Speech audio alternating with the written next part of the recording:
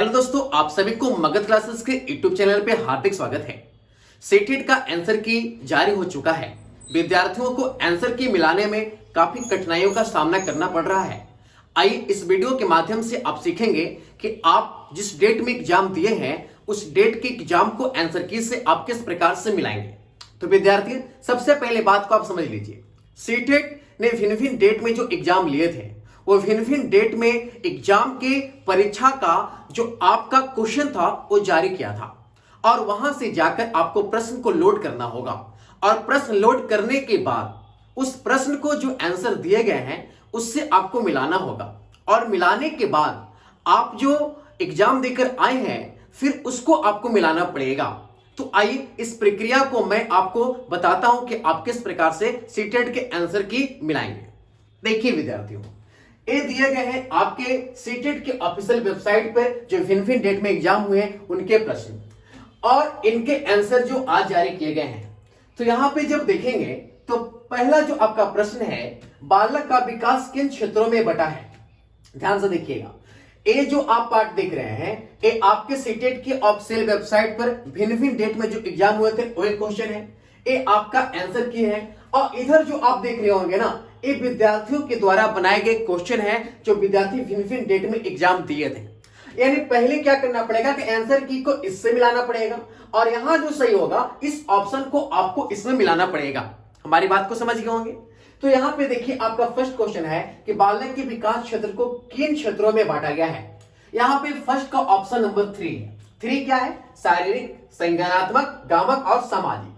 ये तो हमारा सीटेट का आंसर की है और ये हमारा क्वेश्चन है जो आप देख रहे हैं। अब विद्यार्थी के द्वारा बनाए गए यहाँ पे ऑप्शन क्या पड़े? शारीरिक, संज्ञानात्मक, गामक और सामाजिक। अब यहाँ पे ढूंढते हैं तो जब आप ढूंढेंगे तो शारीरिक, संज्ञानात्मक, गामक और सामाजिक, ऑप्शन नंबर क्या हो गया? फर्स्ट। यानी इस प्रकार से विद्यार्थी के द्वारा बनाए गए ऑप्शन कौन सा सही होगा? 1 नंबर। अब देखिए नेक्स्ट क्वेश्चन को आपको मैं फिर से बता रहा हूं। ये जो आप देख रहे हैं प्रश्न पत्र, सीटेट ने जो अपने भिन्न भिन्न डेट में जो एग्जाम लिए हैं उसका प्रश्न पत्र है, ये जारी के आंसर की है। और इस तरफ आप जो स्लॉट में देख रहे हैं ये विद्यार्थी के द्वारा बनाए गए क्वेश्चन है। ठीक है, यहाँ पे प्रश्न पत्र आपका सेकंड है और विद्यार्थी के द्वारा बनाए गए यहाँ पे प्रश्न पत्र जो है 11 है। आप लोग ध्यान से देख रहे होंगे। यहाँ पे आपका क्वेश्चन क्या है कि निम्नलिखित में से कौन सा सिद्धांत यह दर्शाता है कि विकास दिशात्मक है और सिर से पैर की ओर होता है। अब इसका आंसर की प्रश्न संख्या 2 का आंसर की जब देखेंगे तो 1 है। 1 यहाँ पे क्या है तो आप देखेंगे तो शीर्षगामी सिद्धांत। अब यहाँ पे देखिए सीटेट की जो ऑफिशियल साइट पे जो प्रश्न है वो क्वेश्चन नंबर 2 है और आप जो दिए एग्जाम वो क्वेश्चन नंबर कितना? 11 है। अब यहाँ पे ऑप्शन क्या सही हुआ? शीर्षगामी सिद्धांत। तो अब यहाँ पे जाकर आप मिलाइए कि निम्नलिखित में से कौन सा सिद्धांत दर्शाता है कि विकास दिशात्मक है सिर से पैर की ओर। तो यहाँ पे आपका ऑप्शन क्या हो गया? शीर्षगामी सिद्धांत, ऑप्शन नंबर 1। यानी क्वेश्चन नंबर 11 का ऑप्शन नंबर 1 है। समझ रहे हैं? तो विद्यार्थी जब अपने आंसर के को मिला रहे थे तो कहे सर आंसर की गलत, रिवर्स आंसर की जारी करेगा।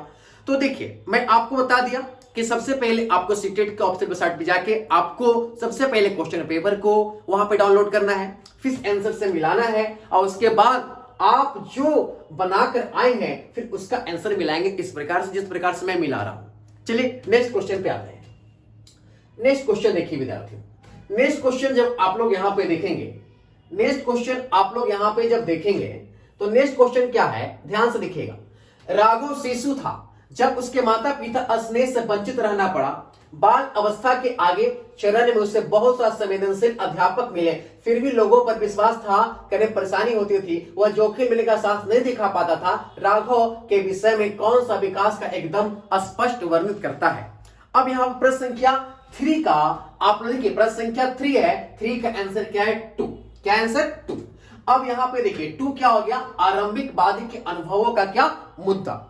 अब यहाँ पे देखिए हम लोग मिलाएंगे। यहाँ पे प्रश्न संख्या 3 है लेकिन यहाँ पे प्रश्न संख्या विद्यार्थी का क्या है? देखिए यहाँ पे 3 है प्रश्न संख्या और यहाँ भी विद्यार्थी का संजोग है कि प्रश्न संख्या 3 ही है।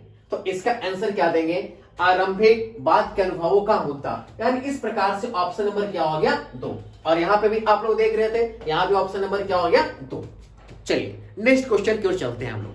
नेक्स्ट क्वेश्चन देखिए आप सभी लोग। नेक्स्ट क्वेश्चन है क्वेश्चन संख्या यहाँ पे 4। विद्यार्थी यहाँ पे प्रश्न संख्या 4 है। 4 का आंसर की डायरेक्ट देखेंगे। आंसर की 4 का क्या है 1, यानी वह खेल जो बच्चों के दूसरे के विचारों विश्वासों समझने में सहायक होता है उसे क्या कहते हैं, कल्पनाशीलता वाला खेल। यानी सीटेट ने इसका आंसर क्या जारी किया है 1। अब यहाँ पे देखिए, यहाँ पे चौथा क्वेश्चन है और आपके बनाए गए कौन सा प्रश्न है, तो यहाँ पे आपका 10वां क्वेश्चन है ना, जो आप देकर आए हैं, इसलिए आंसर की ना आपसे मिल नहीं पा रहा है। तो आंसर की गलत नहीं है। सीटेट ने आंसर की जो अपना ऑफिशियल साइट पे जो क्वेश्चन पेपर डाला था उसके अकॉर्डिंग डाला है। तो आपको सबसे पहले जिस डेट में एग्जाम दिए उसका मिला लीजिए और फिर अपना चेक कीजिए। जैसे यहाँ पे 4 तो प्रश्न 10 है। अब यहाँ पे बताइए इसका आंसर क्या हो गया, कल्पनाशीलता वाला खेल। ऑप्शन नंबर क्या हो गया 3। चलिए अब नेक्स्ट क्वेश्चन आप लोग देखेंगे। मैं आपको बस मिलाने के लिए बता रहे हैं किस प्रकार से आप मिलाएंगे। नेक्स्ट क्वेश्चन देखिए, यहाँ पे सीटेट के अकॉर्डिंग यहाँ प्रश्न संख्या आपका 5 है। लॉरेंस कोहलवर्ग के सिद्धांत के नैतिक तर्कना किस चरण पे छात्र मान लेते हैं कि प्रत्येक व्यक्ति के लिए नियम एक समान प्रकार से लागू किए जाने चाहिए, प्रत्येक व्यक्ति निजी कर्तव्य है कि इसका पालन करें। यहाँ पे प्रश्न संख्या कितना है 5। अब 5 का आंसर देखेंगे तो 5 का आंसर जब देखेंगे तो यहाँ पे क्या है 4 क्या हो गया, सामाजिक क्रम को बनाए रखने की अभिन्यास। यहाँ पे प्रश्न संख्या आपका 5 है, लेकिन आप जो एग्जाम देकर आए हैं ये आपका प्रश्न संख्या कितना है 6 है और इसका आंसर क्या हो गया, सामाजिक क्रम बनाए रखने की अभिन्यास। तो विद्यार्थियों इस प्रकार से आप अपने आंसर क्या करेंगे, मिलाएंगे। देखिए नेक्स्ट क्वेश्चन आपका है प्रश्न संख्या, यहां पे आप ध्यान से देखेंगे 6। जब लंबे मगर कम चौड़े गिलास नींबू के पानी के स्तर की इशारा करते हुए सारा अपनी बहन को चढ़ाती है कि उसके पिताजी ने ज्यादा नींबू पानी दिया है, उसकी बहन को किसी तरह से प्रतिक्रिया नहीं देगी क्योंकि उसने अपने पिता को उसके गिलास से सारे गिलास नींबू डाले हैं। वह जानती है कि दोनों गिलास नींबू पानी के संदर्भ में क्या प्रश्न करती है। तो यहाँ प्रश्न संख्या आपका क्या है 6 और 6 का जब देखेंगे तो आपका ऑप्शन क्या है 1। 6 का ऑप्शन क्या है 1। तो 1 आपका क्या है यहाँ पे केंद्रीकरण। ये आपके सीटेट के द्वारा दिए गए ऑफिशियल साइट का है क्वेश्चन, ये उसी का आंसर है जो आपको मैच करेगा और आपके द्वारा बनाया गया यहाँ पे क्वेश्चन नंबर 7 है, जबकि यहाँ पे क्वेश्चन नंबर 6 है ना। तो यहाँ पे केंद्रीकरण, यानी इसका जवाब क्या हो गया दोस्तों, केंद्रीकरण। तो दोस्तों आप लोग इस प्रकार से मगध क्लासेस के संग जुड़े रहेंगे और यदि आपको कोई समस्या है तो हमारे व्हाट्सएप नंबर पे आप कांटेक्ट करके अपने समस्याओं को भेजेंगे, उसका समाधान जरूर मिलेगा। तो विद्यार्थियों अब आपको कोई कठिनाई नहीं है कि किस प्रकार से सीटेट का आंसर की आप मिलाएंगे। बहुत बहुत धन्यवाद विद्यार्थी आप सभी लोगों का।